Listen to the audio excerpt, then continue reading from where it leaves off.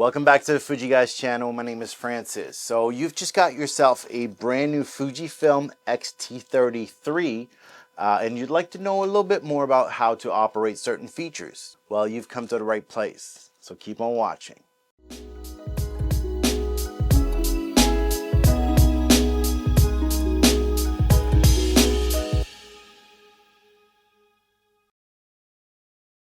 All right, so first let's put in, the battery and the memory card. So we just have to open up the battery compartment door right here. We can align the orange circle with the orange tab inside of the camera. Push it in and then insert our memory card this way, and then we can hear a satisfying click, making sure that it's securely installed into the camera.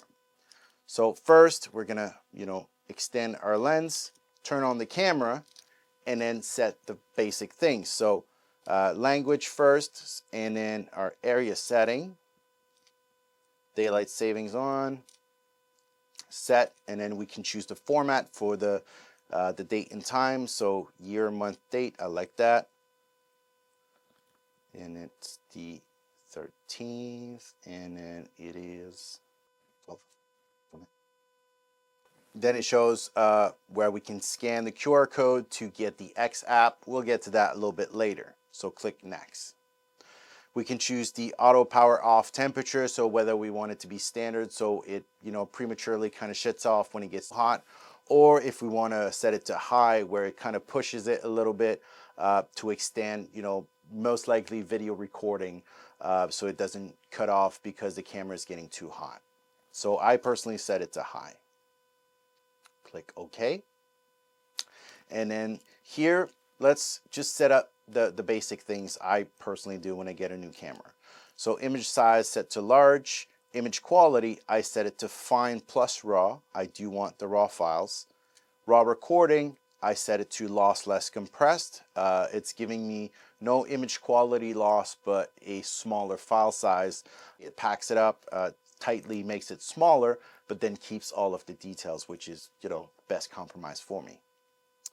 And then we can choose whether we want JPEG or HEIF. I will choose HEIF. It is less compatible with, wide variety of things, but I'm using, a MacBook Pro, so it's fairly comfortable for my use anyway. And then if I need to share it somewhere else where it's not compatible, I'm just going to convert it. That's my choice. I prefer that because I get more quality. I get 10-bit files out of the camera, whereas JPEG only gives me 8 bits, so less color tones basically. And that's pretty much it for me to start shooting. All right, let's go over menu navigations. Now this might seem, silly or simple, but there are some tips that you can get out of this. So first, let's get into the menu, press the menu OK button, and then you can navigate obviously using the joystick by pushing left and right and then up and down and then pressing onto it to act as OK, and then going backwards, press on the display back button. But you can also use the front and rear command dial to navigate the menu. So if you use the rear dial, it will go through single items, and then you can use it as an OK button or confirm or forward, whatever you want to call it, and then back to come back. Now, if you use the front command dial, you can jump pages, which can be very useful. In some menus you have 4 pages and the item you're looking for is on page 4. Then you can just simply rotate it, and then you see it jumps full pages and get into the other sections of the menu as well. So quite handy, definitely. So again, you can navigate using those 2 dials to make life a little bit, quicker. Now, to control the exposure on most Fujifilm cameras and on the X-T30, for shutter speed, you'll be using the shutter speed dial, which is very convenient right here. You can choose the value. You can set it to A for automatic, which will put you into aperture priority if you wanted that. And then you can also bring it to T if you wanted to use it in a more traditional way of using, the command dial to change your shutter speed. You can use the rear command dial to rotate it, and then you can see my shutter speed is changing as I'm rotating it. That's for T. The T position, that's time value. You have B, which is bulb, which it will take an exposure for as long as the shutter is pressed, so for long exposure. Now, personally, I like to shoot in aperture priority, so I'm going to set it to A.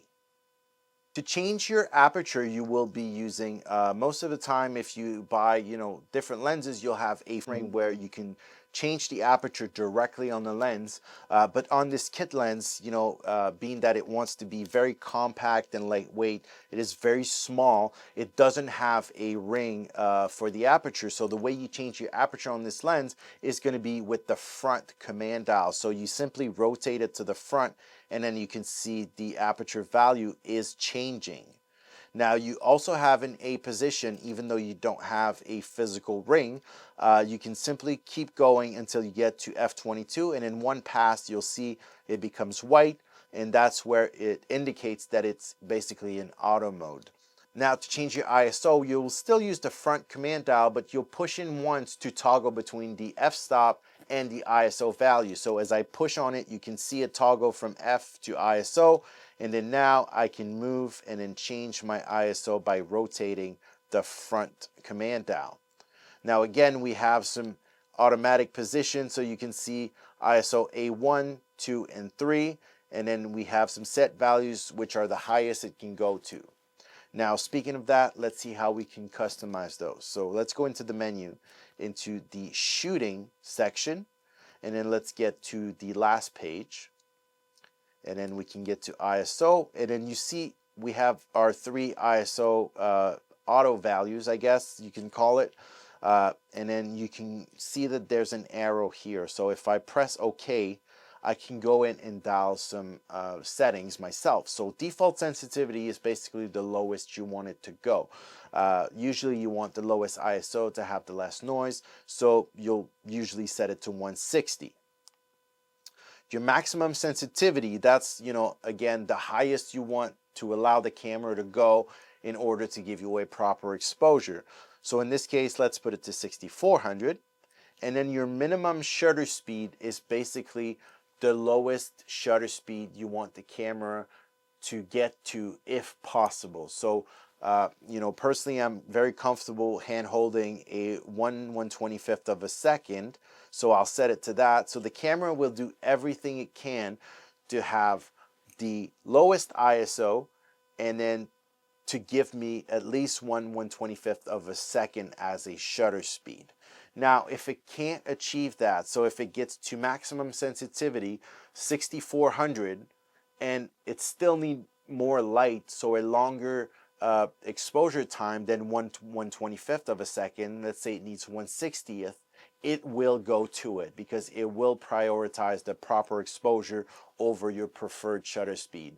But if it can, it will give you 1/25th of a second.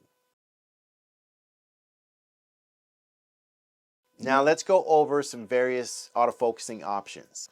So we go into the menu, we can get to the AF/MF menu, and then we can go to AF mode. So we have a total of 4 AF modes, but really 3. We'll get to that. So first one is single point. So it's very, very simple. It's just going to give you that one, point that you can focus, that you can make bigger or smaller by rotating the rear command dial, and then you can see it loops through all the various sizes, and then you can also, again, make it moving around, put it to one side or the other. Next, we have our zone.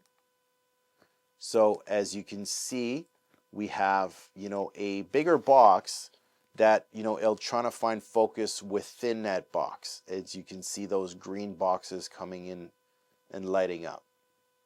And then again, same thing, if we move it around, we can rotate the rear command dial and then make it bigger or smaller.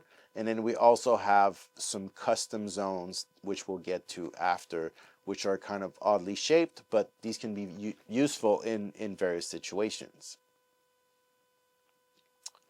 Next, we have wide tracking.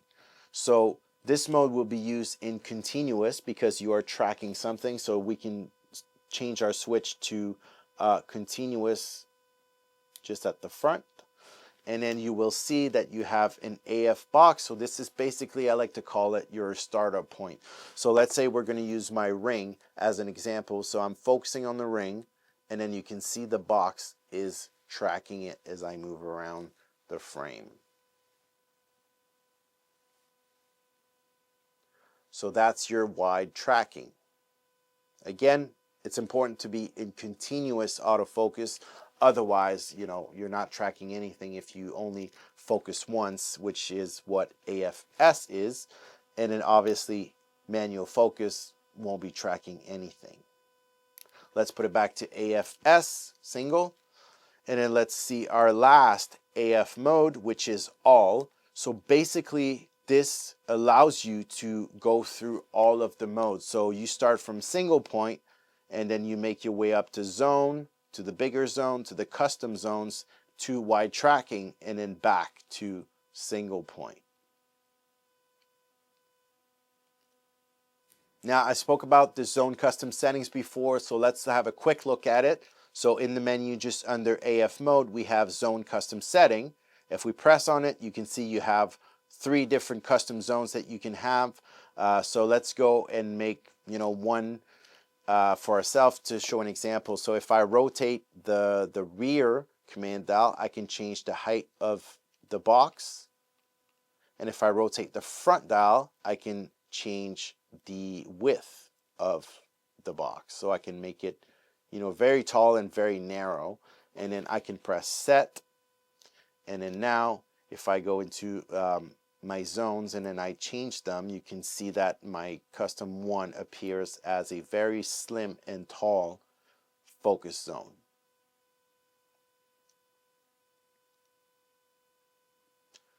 Now, still in that menu, we have AF mode all settings. So let's say, for example, I don't use the zone that much. So when I use the AF mode all, circling through, I don't really want to see those, 6, I guess, kind of different zone options. So I can go in, and then for AFS and AFC, I can go and disable basically all of these zone options. And then that means that when I go and toggle, around my different AF modes, I can go from single point to my biggest single point, and then instead of getting into zone, I get into wide tracking directly. So that saves you a little bit of time, makes it a little bit more comfortable to use your camera. Now, going back into the menu, we have the option that I really, really appreciate, to have face and eye detection. So you can choose between, the face, just tracking the face altogether, or if you wanted to have, eyes in focus, so you can choose auto, so it'll choose whichever is closest to the camera. Or you can choose a priority. So right eye priority is what I'm using currently to film this video, because I'm moving and then I don't want the camera to continuously kind of jump back and forth between the 2 eyes and then create that kind of pulsing. So for video, I really prefer to choose an eye specifically. And in my case, for some reason, I choose the right eye all the time. So that's, my preferred way of doing it. We also have the ability to have subject detection. So we can automatically detect certain objects or things, just like animals, birds, automobiles, motorcycles and bikes, airplanes, trains, and then you can also track drones and insects as well to those settings. So this can be very useful. Again, if you're going out to take photographs of airplanes, they will be detected automatically, which is, awesome. And it simplifies your life a little bit, of course. So the X-T30 III is, like all Fujifilm cameras, highly customizable. And then if you have some preferred settings you like to quickly access, like face and eye detection turning on and off, if you want to change your white balance quickly without having to go into the menus, you can set those up quite easily to various function buttons. So how do you go about setting those up? It's very simple. You simply press on the display back button for about 2 seconds, and then a diagram of the camera pops up. And then if you move around, you can see highlighted in green are the buttons that can be customized, and then you also have 4 touch functions that you can customize as well. So let's just use the AEL button for example, and then let's set it to our white balance setting to give you an example. White balance right here, and then now whenever I press on the AEL button, you can see I have my menu for white balance that pops up, and then I can quickly go and choose my white balance. So the Fujifilm X-T30 features the nice film simulation dial, which gives you quick access to, I would say, the most popular film simulations. Now, there are about 20 film simulations, so we obviously can't fit them all on this dial. But I really like the fact that Reality Ace and Acros are on there. And then when you rotate the dial, you can see this nice animation giving you, the film canister for the film simulation. Now, if you press on the Q button, you will get information on, the film simulation itself, the look it kind of gives you. So again, some more information about the film simulation. Now, as you can see, we have some other positions. So we have the C position, which will allow us to scroll through the film simulation with the front command dial. So if I, just like the exposure settings we saw before, if we push on it, we can toggle between the f-stop, the ISO, and then now the film simulation. So I can scroll, and then this will bring me to my film simulation, and it will give me access to all of them actually when you use the C position. Next, we have the FS1 to FS3 position. So these are customizable positions. Obviously, as I mentioned before, we can't fit them all in. So you can assign to those 3 positions your personal favorites film simulation. If it's not already on that dial, you can assign it to those positions. But you can also create film recipes and get access to them this way. So let's have a look. Let's go into the menu, and then go to the image quality setting, and then to the film simulation dial setting. So first I want to cover the Acros position. So it's right on the dial here. As you might know, the Acros has 4 different variants. So you have your standard, but you can also simulate a yellow filter, a red filter, and a green filter for various effects. So you can assign the various options to the Acros position. If you always kind of want that Acros plus the red filter on the Acros position, you can do that. And then as you dial in your Acros position, you'll see that it will come in as the Acros plus red filter. So quite handy to have. Now let's go back to the menu, to the film simulation dial setting. So as I mentioned before, if your film simulation that you really enjoy is not on the dial, you can assign it onto a FS1, 2, or 3 position. So if we select FS1, for example, we can choose a film simulation that is not on there. So Eterna is not on there. So let's say I wanted to have this one set to FS1. I can just set it up there, and then now if I get to my FS1 position, you can see that Eterna is assigned to FS1. And then you can also do the same for FS2 and FS3, obviously. Now back into the menu, just to show you something else, which is very popular amongst Fujifilm enthusiasts, is film recipes. So we have the option to enable film simulation recipes. So when I turn it on, it will bring me to a menu that will allow me to customize various settings that makes up for a recipe. So I can choose between a lot of different options into like the image quality section, things like, again, grain effect, the white balance, if you want to give a specific look like a tungsten kind of look. And then you can play around with the tone curve, obviously, if you want to make it really punchy with pushing those highlights and shadows. If you wanted to remove some sharpness, mute the colors a little bit, again, you can dive in, and then you can save it to that position.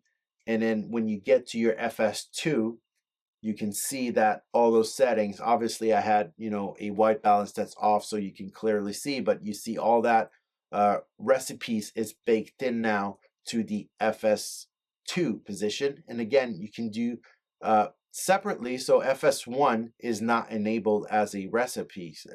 If we go into the menu to look back, you can see FS1 is not set to recipes. So you can have some that is just to film simulations that you want, that is not on the dial, and then certain ones that are, you know, recipes straight up. And then when you get to your FS position, it comes up with the full on recipe. So one of the things I really like about Fujifilm cameras is that we have the ability to work on our raw files within the camera because it features an in-camera raw conversion sort of platform. So it's very simple to use, and then it's very useful if you want to quickly share images to social or, you know, things like that. And then, you know, you can quickly do edits on the camera, send it to your phone, and then share it right away. So how do you go about that? Simply press on the playback button, press on the Q button, and then you can see you have all of your adjustments that you can make. So you can go in and then change, push and pull, you know, the exposures. So you can bring it down to -1/3 of a stop, for example. You can change to film simulation. So for this photo, I think I want to go Velvia, some grain, you know, play with color chrome effects a little bit, weak. And then I want to play with my tone curve. So I want to, you know, save the highlights, but can kind of push the shadows to crush them a little bit. And then you can see as I move, the curve is moving on the side, which is very neat. And then color wise, you know, maybe tone it down by 1, and then I press the Q button, and then I can see the preview.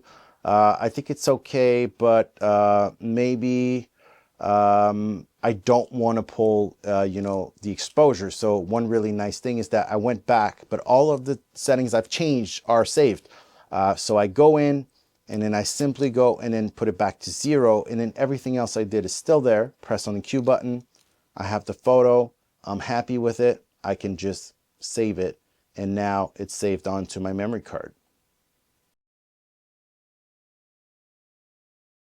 All right, so the X-T30 is a great stills camera, but it can also do really great videos. It can do 6.2K open gate, which is, you know, nothing small. That's quite amazing. So I just want to walk you through a couple of the settings for, you know, shooting videos, and then how I would set them. So first of all, if you want to get into the movie mode, simply press on the drive button, and then it's all the way down, but you can simply push up the joystick once to get right down to the movie mode. So let's get into the menu, and then let's have a look at, you know, what we want to change. So let's get to the movie setting list first. You can see a bunch of information here. So first we will choose our resolution as well as our frame rate. So we have the option to do 6.2K open gate, which will give you a 3:2 ratio. So back, you know, in post, you'll need to reframe your shot to basically make it fit within our standards of TVs, which is 16:9, or you could leave it as more squarish. But again, just keep that in mind. The open gate records the full sensor, and it won't give you the traditional sort of standard 16:9.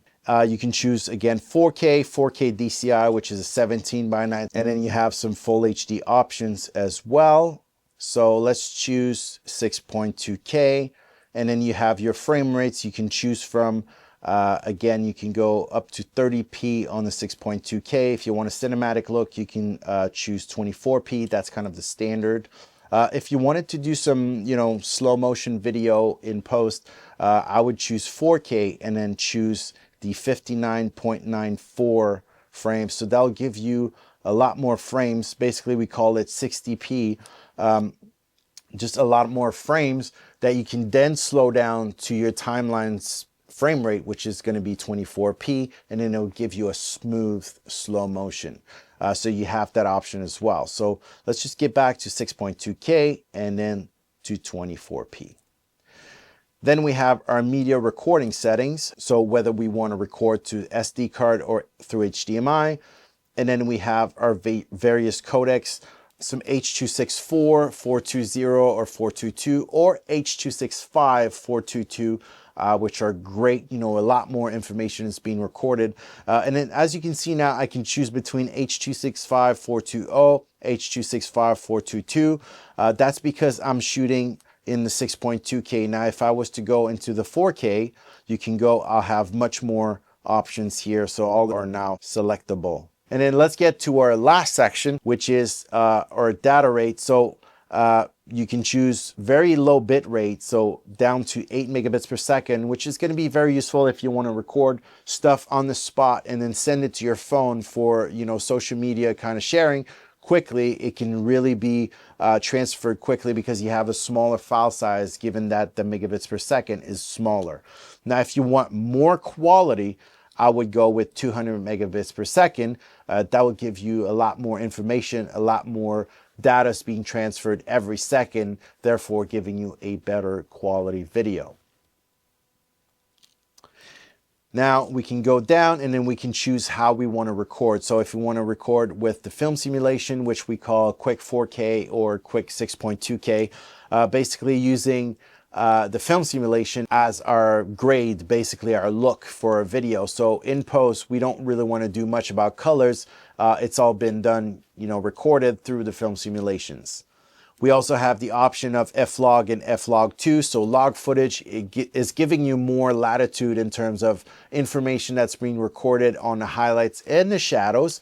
But that will give you a more flatter image. So you need to work it in post. You need to put time into grading that footage. So if you're just starting out, I wouldn't really recommend starting with log footage. Start with the film simulation. It'll make your life easier. And then lastly, we have HLG, which is hybrid log gamma. Again, if you're just starting out, I would highly recommend you start with the film simulation. That will give you the best experience to start off. And then if you know about video recording, you'll be surprised, but this camera, this little guy, can shoot in ProRes RAW or in Blackmagic RAW up to 6.2K 30 frames per second. That's via the HDMI port on the side of the camera, and you will need an external recorder to record in that format. But the fact that you can do that with an X-T30 is really impressive. You know, raw video recording with this little guy here. Now, a couple of things I do want to touch on. You can do high-speed recording. So if you wanted to record, you know, in slow motion, basically, you can choose between full HD 16:9 or full HD 17:9. You can go up to 240 frames per second. That's 10 times slow motion. Or the other standard would be 120 frames per second, which would give you a 5 times slow motion. But for now, we'll keep it simple. Other neat thing you can do is self-timer. So you can set a 3, 5, or 10-second self-timer if you're recording yourself like I'm doing, whether you're in the park or just at your desk. That'll give you a time to kind of start the camera and get in place and then start talking whenever you're ready, instead of just start recording and then walking into the scene and all that stuff. Now, in pair with that self-timer, I really do appreciate the fact that we have the option to use a tally light. So front and back, and you can have it solid or blinking. So let's just put it to blinking for now. And then to give you an idea, when you start recording, you can see the tally light is blinking, assuring you that the camera is indeed recording. So that's really, really useful. Making sure you're not just talking and then nothing's being recorded. That can be really frustrating. That can save you right there. So this is really useful.